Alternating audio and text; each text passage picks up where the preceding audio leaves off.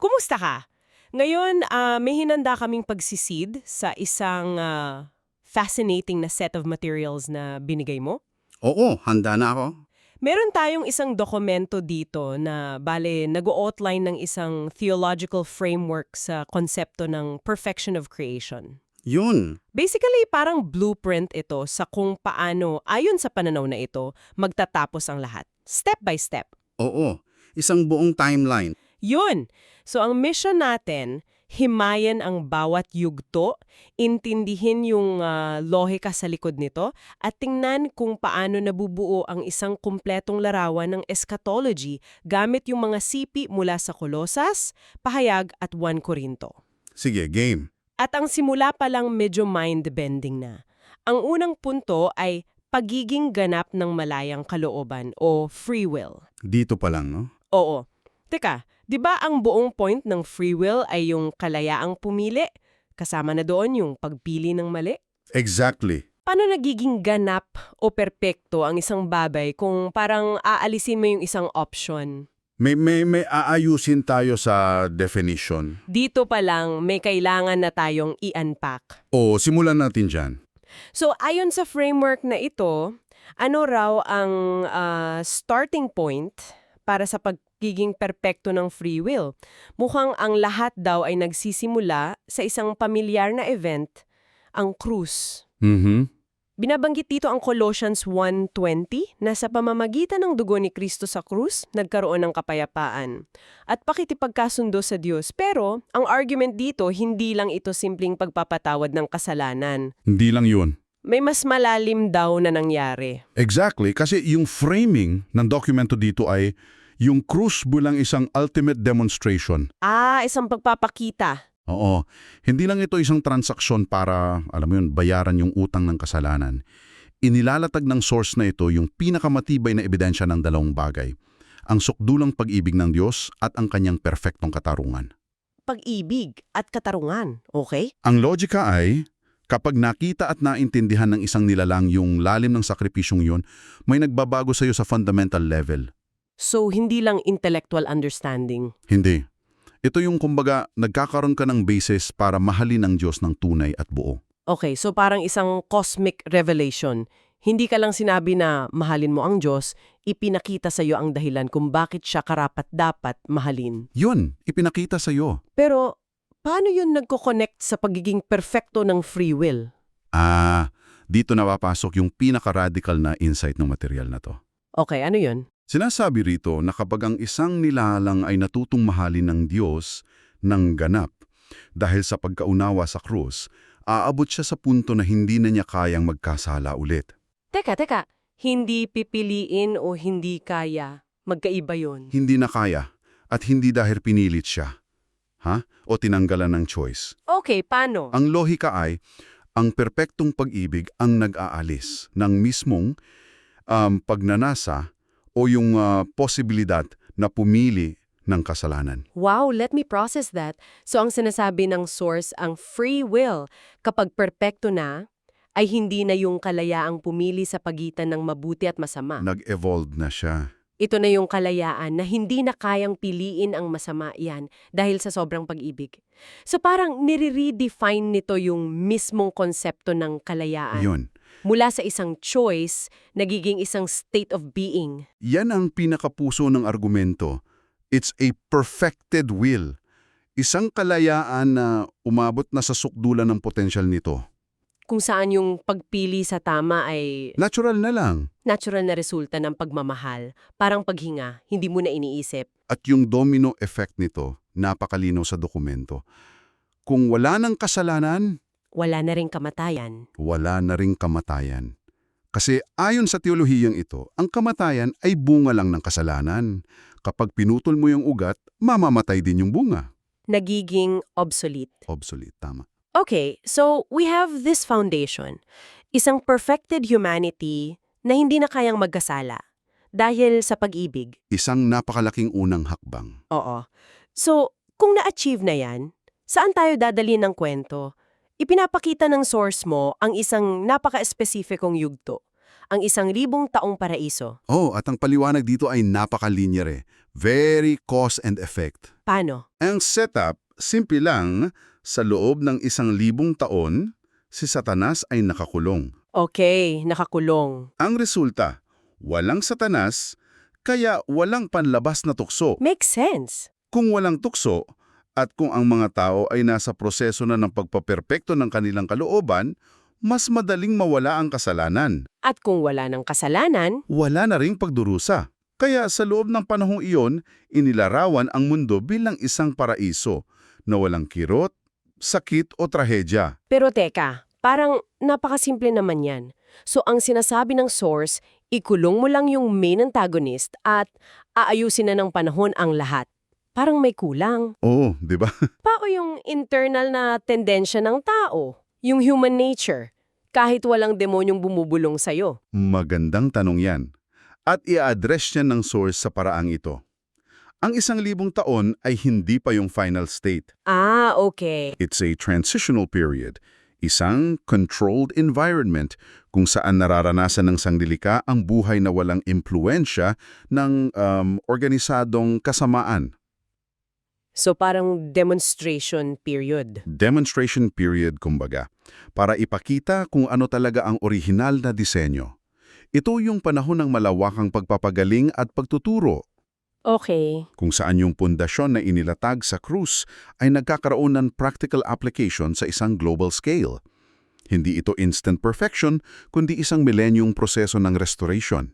Ah, okay. Gets ko na. So it's a universal rehab, hindi a magic fix. Exactly. At para suportahan yan, binabanggit dito yung mga grabe napakagandang imahe mula sa aklat ng pahayag. Mhm. Tulad ng pahayag 21.4 na papahiri ng Diyos ang bawat luha at wala ng kamatayan o pagluluksa.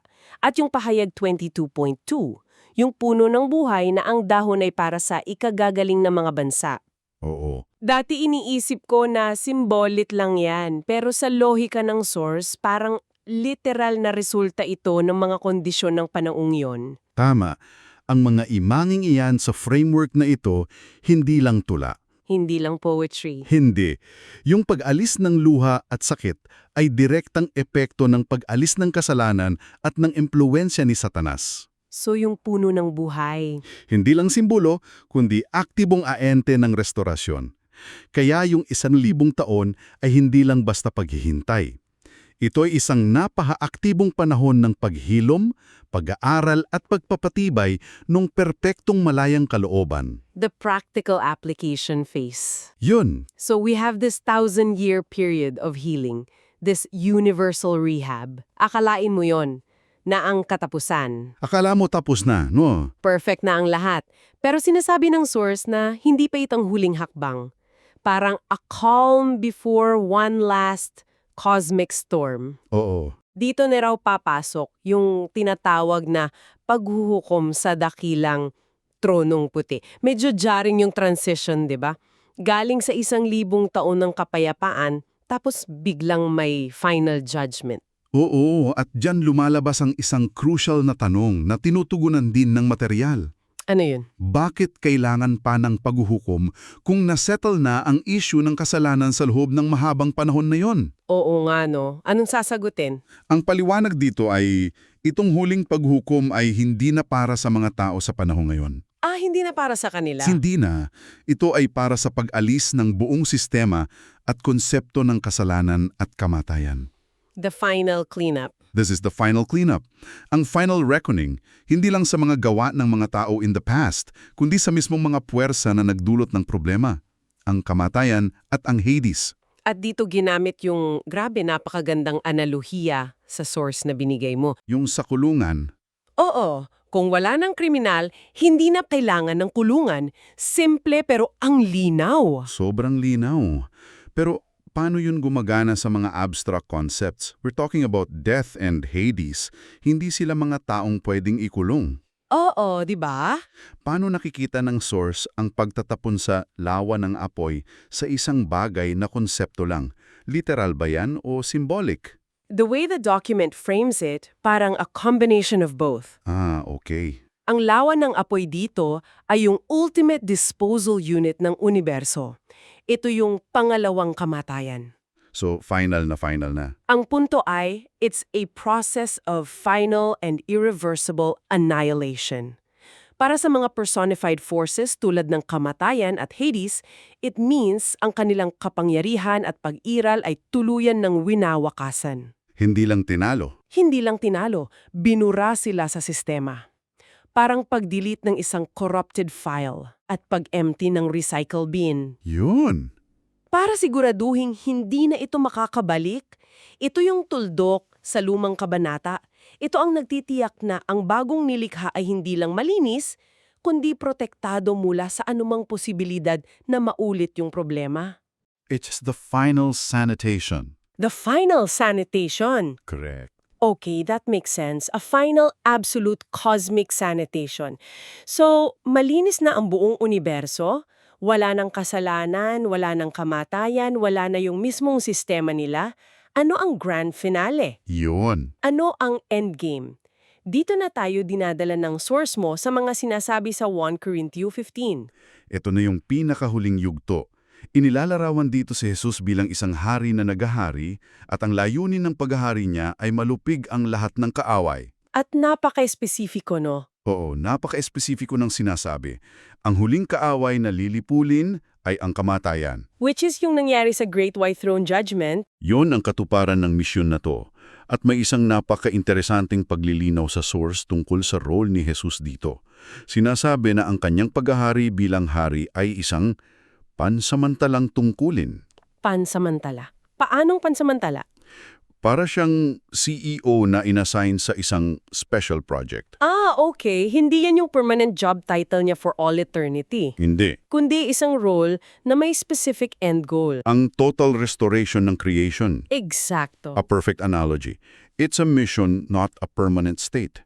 Siya ang general sa digmaan laban sa kasalanan at kamatayan. Okay. At ang kanyang paghahari ay may tiyak na katapusan, yung sandaling manalo na siya sa digmaan at wala nang kaaway na natitira. At kapag natapos na yung mission na yun, Kapag ang lahat ng bagay, pati na ang kamatayan, ay nailagay na sa ilalim ng kanyang mga paa, dito mangyayari ang pinakarurok ng lahat. at ito yung part na para sa akin sobrang powerful ng imagery. Sinasabi sa source na pagkatapos ng lahat, ibibigay ni Jesus ang kaharian sa Diyos Ama. Parang sinasabi niya, narito Ama, tapos na ang trabaho. The project is complete. Ayos na lahat. Oo. Ang nilikha ay naibalik na sa perpektong kalagayan. Ang nilikhang naging perpekto, na walang kasalanan, walang kamatayan, at may perpektong malayang kalooban, ay isusuko pabalik sa Ama. At dito natin makikita ang pag-uugnay ng buong narrative. Ito ang tunay na pagiging ganap ng paglikha. Kompleto na ang cycle. Tapos na ang misyon ng anak at pagkatapos nito ayon sa 1 Corinthians 15:28, maging ang anak mismo ay magpapasakop sa Ama upang ang Diyos ay maging lahat sa lahat. Wow! Ito na ang hantungan, isang estado ng ganap na pagkakaisa at kapayapaan. Wala ng hierarkiya, ng digmaan, wala ng hari na lumalaban, wala ng general. Dahil wala ng kaaway. Dahil wala ng kaaway, ang Diyos na mismo ang direktang sentro ng lahat sa isang universo na ganap ng naisaayos at naibalik sa Kanya. So, let's try to put it all together.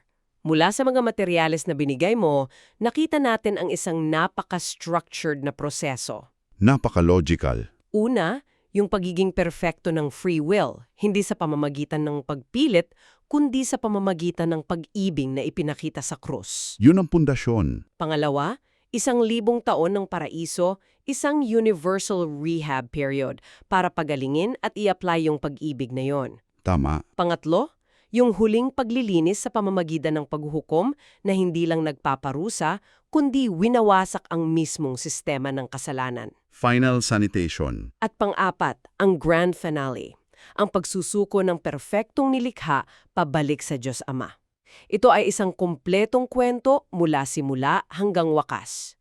Bawat yugto, konektado. Inilatag ng source ang isang balangkas kung saan ang pag-ibig ang simula at solusyon, ang paghukom ang final cleanup, at ang katapusan ay ganap na pagkakaisa sa Diyos. Grabe! At nag-iiwan ito ng isang mahalagang tanong para pag-isipan mo. Okay, ano yon? Ayon sa pananaw na ito, Ang huling estado ng paglikha ay hindi lang pagbabalik sa original na Eden. Mas mataas pa ito. Isang upgrade? Isang upgrade. Ito ay pag-abot sa isang bago at perpektong estado kung saan ang posibilidad na magkasala ay wala na dahil napalitan na ito ng isang perpektong malayang kalooban na nakaugat sa pag-ibig. Wow! Kaya ang tanong para sa iyo ay ito, paano hinahamon o sumasang-ayon sa iyo ang ideyang ito ng isang perpektong kalayaan? Isang kalayaan na hindi na pumipili kundi kusang loob na nasa panig na lamang ng mabuti sa sarili mong pag-unawa sa kung ano talaga ang ibig sabihin ng maging malaya.